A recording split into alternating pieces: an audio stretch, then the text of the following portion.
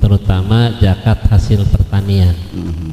Mohon pencerahan lebih dalam, karena warga Desa Sumberjaya itu sebagian besar bermata pencaharian di pertanian, terutama tanaman padi, Pak.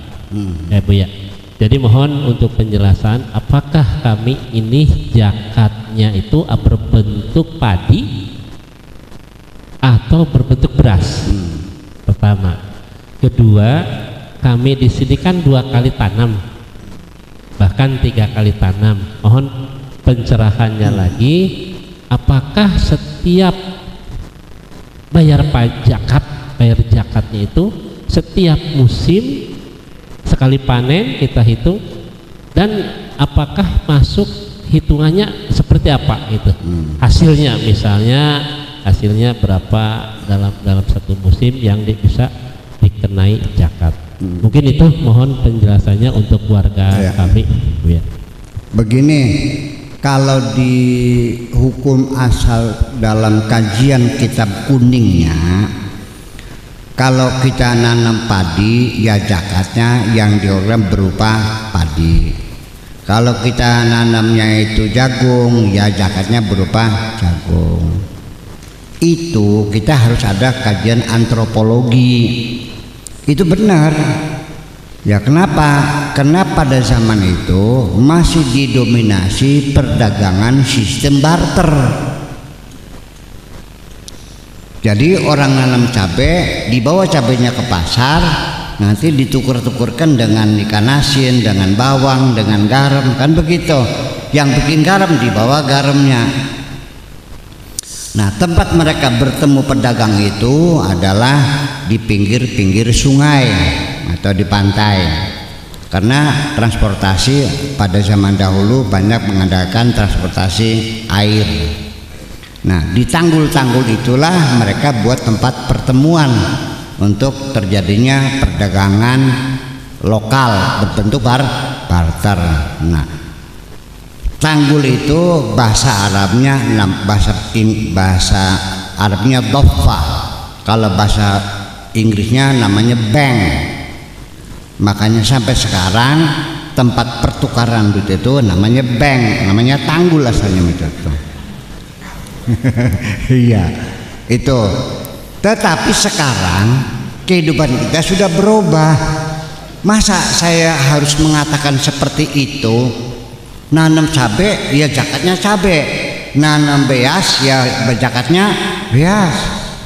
Itu kan dulu. Sekarang mah kalau kita bagi cabai, memangnya orang perlu cabai semua?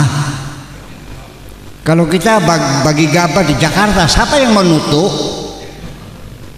Jadi lebih fleksibel, pakai uang saja, diuangkan. Kalau sudah punya uang, tinggal dibelanjakan sesuai dengan kebutuhan. Karena setiap orang itu ada yang butuhnya berasnya, ada yang butuh ikan nasinya, ada yang butuh terasinya. Kalau kita kasih gabah, nanti gabah dijual akan ada kerugian. Ya kan begitu? Nah, kemudian lagi orang yang bagi zakat, tolong kalau bisa kamu yang pergi sendiri, bagikan sendiri, syukur-syukur bisa melihat rumahnya. Barangkali saja kita orang kaya datang ke rumah orang miskin, lihat lantainya masih tanah, lihat tiangnya sudah keropos, ya kan gitu, terharu, nih ditambah deh sodakoh, kan begitu. Ada silaturahmi. Tetapi ketika orang itu sibuk pengusaha, boleh memakai lembaga penyalur namanya amil. Tetapi amil itu jangan ngangkat sendiri, karena ini persoalannya uang, paham nggak? Harus ada jaminan gitu. Makanya amil itu bukan bikin sendiri, tapi ada surat keputusan dari otoritas, ya, dari apa namanya Kemenag barangkali kan gitu, atau dari Kanwil sebagai ambil, ada SK-nya, ada pertanggungjawabannya, bukan sekarap-karap begitu. Nah itu saya kira seperti itu. Jadi yang lebih fleksibel adalah kita uangkan saja. Tetapi ketika kita akan menjual padi kita, di situ jangan bermain tentang harga. Ya, jangan dibeli sendiri dengan harga murah. Tetapi kalau bagus cari harga yang paling mahal dong, yang paling bagus. Ada yang sekilonya 10.000, ada yang 11.000, ada yang 9.000. Berapa jadi harganya? Yang 11 dong, mahal kan gitu. Itu satu. Kemudian jangan mengundang orang-orang miskin suruh ngantri di depan rumah kita. Kalau diundang tolong harga becanya dibayarin. Ya kan gitu. Karena dia orang berhak yang berkewajiban kita, berarti kita yang menanggung biaya distribusinya. Yang enak aja sudah ngantri kinjek-kinjek lagi mati lagi.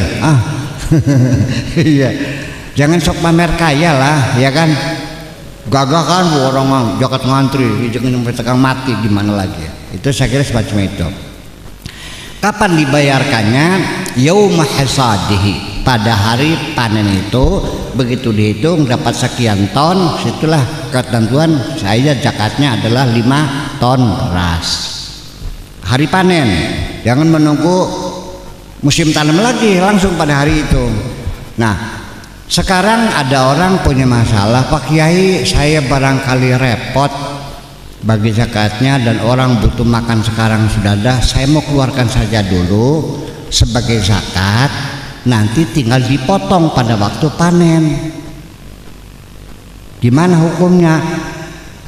Wajib zakat itu harus sudah jatuh tempo, yaitu waktu pertanian adalah panen. Kalau perdagangan tutup buku. Jadi kalau belum panen kamu sudah zakat, itu namanya sodako, bukan zakat. Begitu panen ya tetap zakat, yang itu mah sodako, nggak bisa begitu mah. Jadi zakat itu adalah kewajiban yang sudah di tangan kita dan sudah milik kita, ada secara fisik di kita, itu baru dibayar zakatnya. Tetapi kalau uang kita sedang dipinjam orang, ya nunggu sampai orang itu bayar dong. Pak Hamzah punya emas jatuh di sungai, punya emas 5 kilo jatuh di sungai, dibayarin zakatnya. Emas ini mana? Di sungai, ambil aja dulu. Sudah dapat lagi baru dibayar gitu. Seperti itu. Nanti apa namanya? Kemudian sekaligus saja, sekalipun ada 8 asnaf, itu tidak mesti semua asnaf itu ada semua. Ghorimin nggak ada, sabilillah nggak ada, yang jelas ada fuqara dan masakin.